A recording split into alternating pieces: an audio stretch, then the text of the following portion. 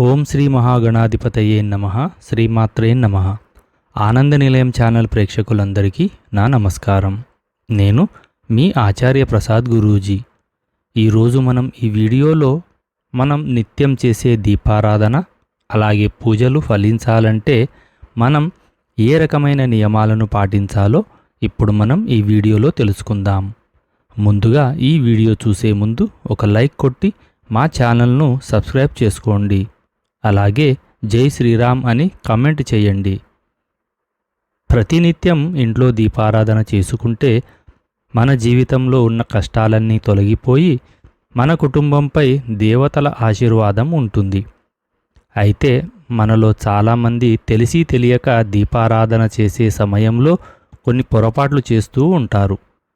మనం పూజలో చేసే కొన్ని చిన్న చిన్న పొరపాట్ల వల్ల దేవతలు తృప్తి చెందరు. దీనివల్ల మన పూజలకు ఎటువంటి పుణ్యఫలితం దక్కదు. కాబట్టి మీ పూజలన్నీ ఫలించాలంటే పూజలో పొరపాటున కూడా చేయకూడని తప్పులు ఏమిటి, ఏ విధంగా దీపారాధన చేస్తే రెట్టింపు పుణ్యఫలితం లభిస్తుంది, ఇలా ఎన్నో విషయాల గురించి ఇప్పుడు ఈ వీడియోలో వివరంగా తెలుసుకుందాం. పూజలో ఉపయోగించే పుష్పాలు చాలా పవిత్రమైనవి. కాబట్టి పూజలో ఉపయోగించే పుష్పాలు పొరపాటున కింద పడితే వాటిని పూజలో ఉపయోగించకూడదు. అలాగే వాసన చూసిన పుష్పాలను కూడా పూజలో ఉపయోగించకూడదు. ఇక పూజ గదిలో పొరపాటున కూడా ఎండిపోయిన పుష్పాలు ఉండకూడదు. ఇక దేవుని పూజలో సమర్పించే నైవేద్యం వేడిగా ఉండకూడదు.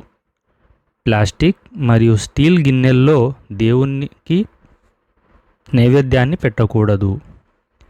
ఇత్తడి ప్లేట్లోనే దేవుని నైవేద్యాన్ని సమర్పించాలి. స్త్రీలు తలస్నానం చేసిన తర్వాత జుట్టు నుండి నీరు కారుతున్నప్పుడు ఇంట్లో పూజ చేయకూడదు. అలాగే ఇంటి ముందు ముగ్గులు వేయకుండా ఇంట్లో దీపం వెలిగించకూడదు. ఇక భోజనం చేసి దీపారాధన చేయకూడదు. పూజలో దేవుని మంత్రాలు చదివేటప్పుడు వచ్చి రాని మంత్రాలు పలకకూడదు. దేవుని మంత్రాలు తప్పుగా పలికితే మీ పూజకు ఫలితం దక్కదని మన వేద పండితులు సూచిస్తున్నారు. శివుడిని పూజించేటప్పుడు తులసి ఆకులు ఉపయోగించకూడదు. బిల్వ దళాలను మాత్రమే శివ పూజలో ఉపయోగించాలి. ఇక గణపతి పూజలో కూడా తులసి దళాలను ఉపయోగించకూడదు. ఇక ఇంట్లో దీపారాధన చేయాలంటే తప్పనిసరిగా తలస్నానం చేయాలి. అయితే ఆరోగ్యం సహకరించలేక తలస్నానం చేయలేని ఆడవారు పాపిట్లో కుంకుమ బొట్టు పెట్టుకొని పూజ చేసుకున్నా సరిపోతుంది. అయితే మగవారు దీపం వెలిగించాలంటే ఖచ్చితంగా తలస్నానం చేయాల్సిందే. ఇక దీపారాధన చేసే సమయంలో అగ్గిపుల్లతో దీపం వెలిగించకూడదు. అగరబత్తితో కానీ ఏకహారతితో కానీ దీపాన్ని వెలిగించాలి. అలాగే ఒక దీపం నుండి మరొక దీపాన్ని వెలిగించకూడదు. పూజ గదిలో దీపం వెలిగించే ముందు దీపం ప్రమిదలో నూనె పోసిన తర్వాతే వత్తులు వేయాలి. అంతేకాని వత్తులు వేసి నూనె పొయ్యకూడదు. పూజ గదిలో దీపం వెలిగించిన తర్వాత దీపానికి ఖచ్చితంగా కుంకుమ బొట్లు పెట్టాలి. ఇక దక్షిణముఖంగా పొరపాటున కూడా దీపం వెలిగించకూడదు. దక్షిణముఖంగా దీపం వెలిగిస్తే అపశకునాలు ఎదురవుతాయని, దారిద్ర బాధలు కలుగుతాయని వేద పండితులు సూచిస్తున్నారు. ఇక పూజలో ఉపయోగించే పసుపు కుంకుమలను వేరేగా పెట్టుకోవాలి.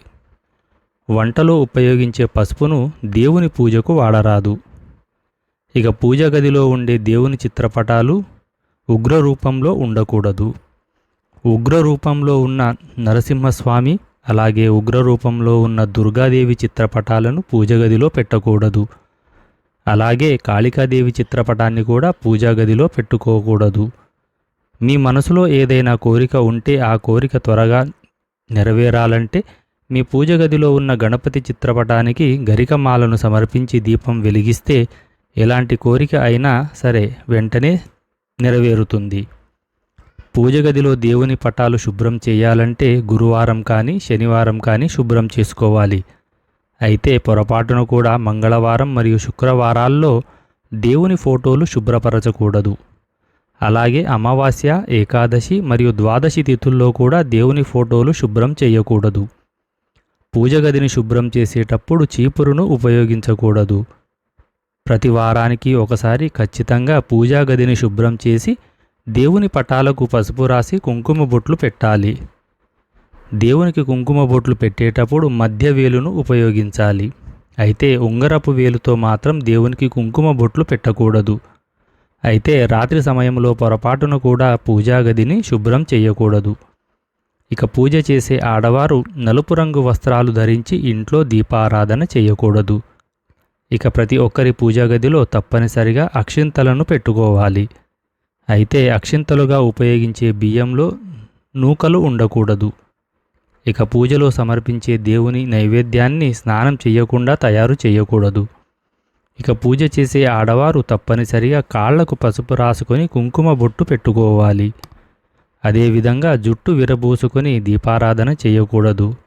స్త్రీలు చక్కగా జడ వేసుకొని జడలో పువ్వులు పెట్టుకొని దేవుడిని పూజిస్తే మీ భర్తకు బాగా కలిసి వస్తుంది. వాస్తు ప్రకారం పూజ గదిలో పొరపాటును కూడా విరిగిపోయిన విగ్రహాలు ఉండకూడదు. పూజ గదిలో పాతబడిన దేవుని విగ్రహాలు ఉన్నా మీ పూజలకు సరి అయిన పుణ్య ఫలితం దక్కదు. అలాగే చనిపోయిన మన పెద్దల ఫోటోలను పూజా గదిలో పెట్టకూడదు. ఇక పూజ గదిలో ఉండే దేవుని విగ్రహాలు 6 అంగుళాల లోపే ఉండాలి. అంతకన్నా పెద్ద సైజులో దేవుని విగ్రహాలు ఉండకూడదు. ఇంట్లో పూజ చేసే ముందు అశుభకరమైన విషయాలు మాట్లాడకూడదు. అలాగే పూజలో వెలిగించే దీపం ఎప్పుడూ కూడా ఒక ఒత్తితో వెలిగించకూడదు. దీపారాధన చేసే సమయంలో మీ ఇంటికి ఎవరైనా అతిథులు వస్తే వారిని చులకనగా చూడకూడదు. పూజ చేసే సమయంలో అతిథులు వస్తే వారు దైవ సమానులని భావించాలి. ఇంట్లో దీపారాధన చేసేవారు చినిగిన వస్త్రాలను ధరించకూడదు. చినిగిన వస్త్రాలు ధరించి పూజ చేస్తే మీ ఇంటికి పేదరికం ఏర్పడుతుందని దేవతలు నిరాశ చెందుతారని మన వేద పండితులు సూచిస్తున్నారు. ఎంతో పవిత్రమైన పూజ గదిని ఎల్లప్పుడూ పరిశుభ్రంగా ఉంచుకోవాలి. పూజ గదిలో బూడిద ఉండకూడదు. మనలో చాలామంది దేవుని పూజలో తులసి దళాలు ఉపయోగిస్తారు. అయితే పూజించే తులసి మొక్క నుండి తులసి ఆకులు తుంచకూడదు. దీనివల్ల లక్ష్మీదేవి కటాక్షం తగ్గి మీ ఇంటికి ఆర్థిక సమస్యలు ఏర్పడతాయి. ఇక పూజలో పొరపాటున కూడా బంతిపూలను ఉపయోగించకూడదు. ఇక పూజలో ఉపయోగించే దీపం కుందులు నల్లగా ఉండకూడదు. అలాగే స్టీల్ కుందుల్లో దీపారాధన చేయకూడదు. పూజలో వెలిగించిన దీపం ప్రమిదను నేలపైన పెట్టకూడదు. వెలుగుతున్న దీపం కింద 2 తమలపాకులు పెట్టాలి. ఇక మనలో చాలామంది నిమ్మకాయ దీపాన్ని వెలిగిస్తూ ఉంటారు. అయితే పూజా గదిలో ఎట్టి పరిస్థితుల్లోనూ నిమ్మకాయ దీపం వెలిగించకూడదు. అమ్మవారి దేవాలయాల్లో మాత్రమే నిమ్మకాయ దీపాన్ని వెలిగించాలి. ఇక పూజ గది విడిగా లేనివారు ఆంజనేయ స్వామి ఫోటోని పూజా గదిలో పెట్టకూడదు. ఇక శివాలయానికి వెళ్ళినప్పుడు శివాలయంలో ప్రదక్షిణాలు చేయకూడదు. ఇంట్లో దీపారాధన చేసేటప్పుడు తూర్పు ముఖంగా దీపాన్ని వెలిగిస్తే మీ కుటుంబంలో సుఖ సంతోషాలు ఏర్పడతాయి. అలాగే ఉత్తర ముఖంగా దీపారాధన చేస్తే ధనాభివృద్ధి, అష్టైశ్వర్యాలు కలుగుతాయి. అలాగే 2 వత్తులతో దీపారాధన చేస్తే గ్రహ దోషాలన్నీ తొలగిపోతాయి. 3 వత్తులతో దీపారాధన చేస్తే మీ పిల్లల యొక్క భవిష్యత్తు బాగుంటుంది. 5 వత్తులతో దీపారాధన చేస్తే విపరీతమైన ధనప్రాప్తి, అలాగే ఆయురారోగ్యాలు కలుగుతాయి. ఇక ఆవు నెయ్యితో దీపారాధన చేస్తే లక్ష్మీదేవి కటాక్షంతో భోగభాగ్యాలు కలుగుతాయి. కొబ్బరి నూనెతో దీపం వెలిగించి వినాయకుడిని పూజిస్తే ఆర్థిక సమస్యలు మరియు అప్పుల బాధలన్నీ తొలగిపోతాయి. కోరిన కోరికలు నెరవేర్చే దైవం ఆ వెంకటేశ్వర స్వామికి పచ్చకర్పూరం అంటే చాలా ప్రీతికరమైనది. కాబట్టి కుంకుమలో పచ్చకర్పూరం పొడి కలిపి ప్రతిరోజు బొట్టులాగా పెట్టుకుంటే ఆ తిరుమలేశుడు అనుక్షణం మిమ్మల్ని రక్షిస్తూ ఉంటాడు. అలాగే ప్రతి మంగళవారం నాడు కర్పూరంలో లవంగాలు వేసి మీ ఇల్లంతా పొగ వేస్తే మీ ఇంట్లో ఉన్న నెగిటివ్ ఎనర్జీ మొత్తం తొలగిపోతుంది. ఇంటి గడపను లక్ష్మీదేవిగా భావిస్తారు. ఇంటి గడపపైన కాలు పెట్టి ఇంట్లోకి అడుగు పెట్టరాదు. దీనివల్ల మీ ఇంటి సంపదలు నశిస్తాయి. అలాగే ఇంటి గుమ్మానికి ఎదురుగా చెప్పులు ఉండకూడదు. ఇంటి ముందు చెప్పులు ఉంటే మీ ఇంట్లో ఉన్న లక్ష్మీదేవి బయటకు వెళ్ళిపోతుంది. ఉదయం బ్రహ్మముహూర్తంలో దీపారాధన చేస్తే మీ పూజలకు రెట్టింపు పుణ్యఫలితం లభిస్తుంది. అయితే తెల్లవారుజామున దీపారాధన చేయలేని వారు సాయంత్రం దీపం వెలిగిస్తే మీ పూజకు రెట్టింపు పుణ్యఫలితం లభిస్తుంది. ఇక ప్రతి ఒక్కరి ఇంటి ముందు తప్పనిసరిగా తులసి మొక్క ఉండాలి.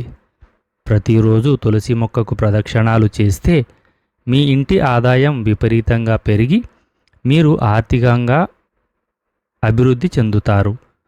ఎవరైతే సంతానం కోసం ఎదురు చూస్తున్నారో అలాంటి వారు గోపాల సహస్రనామం చదివితే సంతాన ప్రాప్తి కలుగుతుంది.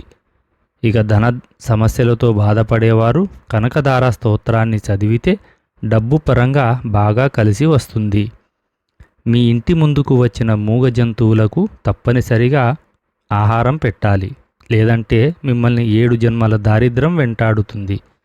ఇలాంటి చిన్న చిన్న నియమాలు పాటిస్తూ దేవుడిని పూజిస్తూ ఉంటే ఎన్నో శుభ ఫలితాలు కలుగుతాయి. ఈ వీడియో గనుక మీకు నచ్చినట్లయితే ఒక లైక్ కొట్టి మా ఛానల్ను సబ్స్క్రైబ్ చేసుకోండి. జై శ్రీరామ్.